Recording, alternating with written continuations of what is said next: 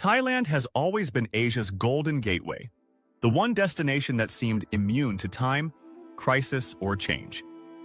But in 2025, the cracks are finally showing, and they run deeper than anyone expected. For decades, Thailand's tourism economy felt unstoppable. It was the country that turned hospitality into an art form and adventure into an export. But beneath the glow of temples and the neon of nightlife, a silent dependency was forming, one that would eventually become its greatest weakness. What began as a global success story is now turning into a regional cautionary tale. And what's happening here in Thailand could soon reshape travel across all of Asia. It started with empty planes, then with quiet beaches, and finally, with hotel lights that no longer needed to stay on. For the first time in a generation, Thailand's biggest cities and smallest islands are feeling the weight of a global tourism slowdown that refuses to reverse. The numbers tell one story, arrivals dropping, revenues shrinking, but the streets tell another. There's a sense of fatigue, like a country holding its breath between what it was and what it must become. To understand how Thailand reached this point, you have to go back to what made it powerful in the first place. Tourism wasn't just an industry here, it was an identity. It built highways, airports, and entire coastal towns out of sand and imagination. It gave Thailand influence far beyond its borders, soft power earned through smiles, culture, and open arms. But that success came at a price. Over time, tourism stopped being a boost and started becoming a dependence. When the world slowed down, Thailand didn't just lose visitors, it lost the rhythm that kept its heart beating. The early warning signs were ignored. Rising prices, saturated cities, unbalanced policies, each small shift chipped away at the foundation. Then came the global uncertainty that made people cautious, followed by the travel fatigue that changed what tourists look for. The same travelers who once saw Thailand as their first escape began searching for somewhere quieter, cheaper, or newer. Places like Vietnam, Indonesia, and Cambodia began offering similar warmth with fresher allure. The balance of power in Southeast Asian tourism started to move. But Thailand's deeper challenge isn't competition, it's complacency. When a country builds its success on being everyone's favorite, it risks being no one's priority. Bangkok, Phuket, and Pattaya still shine, but their gloss now hides the anxiety of an industry waiting for a miracle. Hotel owners talk about soft seasons that never end. Taxi drivers wait hours for a single fare. Beach vendors stare out at waves that once carried opportunity. Even the luxury sector isn't immune. High-end resorts are cutting prices just to maintain occupancy, eroding the exclusivity they once sold with pride. Thailand's strength used to be its balance, affordability with elegance, accessibility with mystery.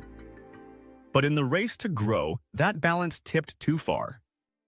The country began chasing volume instead of value. And once you sell paradise at a discount, it's hard to raise the price again. The Western traveler notices it first. The same street that once felt exotic now feels commercial. The same welcome that once felt warm now feels practiced. None of this happened overnight. It's the slow decay that comes when success becomes routine and reinvention feels unnecessary. For years, Thailand was the teacher of tourism, the model every developing nation copied. Now, it risks becoming the warning label. Even with government campaigns and travel incentives, the energy that once defined Thailand's hospitality feels thinner. You can still find beauty here, in the islands, the food, the smiles, but the country's confidence has changed. In 2025, the question isn't, when will tourists return? It's, will they return for the same reasons at all? Because travelers today aren't just seeking beaches and bargains. They're searching for meaning, safety, and authenticity. And Thailand's biggest competitors aren't just other destinations, they're new expectations. This shift isn't just economic, it's cultural. The old model of mass tourism is colliding with a new generation that values experiences over consumption. Bangkok's luxury malls and rooftop bars now share attention with Chiang Mai's slow-living retreats and Krabi's eco-lodges. The hierarchy is changing. You can feel it even in conversation. Locals talk less about profit and more about preservation. But transformation is never simple. Reinventing an identity built on comfort requires discomfort. That's Thailand's challenge now, learning to thrive without chasing the crowd. For decades, the world came to Thailand for freedom. Now Thailand must rediscover its own. The signs of change appear quietly at first. A closed shop in Phuket, a darkened massage parlor in Pattaya, a hotel rooftop that no longer glows past midnight. But every shuttered door tells the same story. The tourists didn't just stop coming, they started going elsewhere. Across the region, new destinations are rewriting Asia's tourism script. Vietnam feels fresh. Indonesia feels undiscovered. Cambodia feels cheaper. The pattern is unmistakable. The world is chasing what Thailand used to represent: adventure wrapped in warmth. Thailand was the brand everyone trusted, but trust, once taken for granted, begins to fade when the experience feels predictable. Even loyal travelers are drifting away, saying the country feels overrun, commercial, less real. Those are words no nation wants attached to its name. For years, the answer was to build more. More resorts, more malls, more airports. But growth doesn't guarantee magic. Every island once hidden became a headline. Every temple once sacred became a backdrop for someone's vlog. The charm that built Thailand's empire of tourism is now what it risks losing forever. And yet, under the noise, something remarkable is happening. A new generation of Thais is quietly rebuilding the meaning of travel. They're not selling escapes, they're curating experiences. In Bangkok, small boutique hotels trade size for soul. In Chiang Rai, slow-life lodges invite travelers to disconnect. Koh Yao, Pai, and Nan are whispering the future, places where fewer people mean deeper connections. They're redefining what it means to visit Thailand, less about luxury, more about belonging. Because true luxury isn't excess anymore. It's authenticity, it's space, it's silence. The travelers of tomorrow don't just want to see Thailand, they want to feel it again. And that's the opportunity hidden inside the collapse. When an industry breaks, it forces reinvention. Thailand's tourism doesn't need to grow wider, it needs to grow wiser. If it succeeds, it could lead Asia again, not by being the cheapest, but by being the most meaningful. But failure would echo far beyond its borders. Across Southeast Asia, millions watch what happens next. Because Thailand isn't just a country, it's a symbol. If the symbol falls, it shakes confidence from Bali to Hanoi. Investors, airlines, and governments measure their risks by its outcome. That's why this moment matters more than headlines suggest. The region's future depends on how Thailand adapts. A new kind of traveler is emerging, global, conscious, and loyal to experience over price.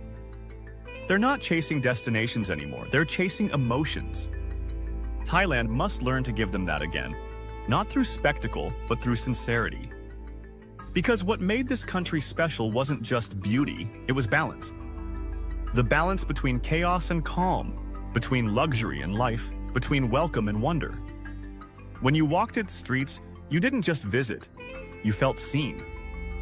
That feeling built an empire of return visitors that money alone can't buy. To bring them back, Thailand must rediscover that human heartbeat. It has to stop selling escape and start selling understanding. The same energy that made it Asia's playground can make it Asia's teacher, if it dares to evolve. Change isn't failure, it's evolution under pressure. Just as coral reefs regrow after storms, so too can tourism rebuild from silence. The fall of 2025 may one day be remembered not as a collapse, but as a cleansing. The world doesn't need another postcard, it needs perspective. And Thailand, for all its bruises, still holds the perspective Asia can learn from. It's the reminder that beauty must be earned, not consumed, that culture must be lived, not sold. The beaches will fill again, the plains will return, but the question is, what version of Thailand will they find when they do? Because if the country listens, adapts, and simplifies, it can lead again, not through numbers, but through nuance. It can become the example of sustainable recovery that turns a fall into a foundation. For travelers, that means a deeper reward. The Thailand of the future won't just entertain you, it will change you. It will be less about selfies and more about silence, less about the rush and more about the realization that paradise isn't lost. It's just learning how to breathe again. That's the final truth hidden inside the collapse. Sometimes a country has to break its image to rediscover its soul. And when Thailand finds that balance once more, the rest of Asia will follow. Because this has never been just about tourism. It's about identity, resilience, and what happens when beauty stops trying to impress and starts trying to heal. The collapse was never the end. It was the invitation to begin again, on purpose this time.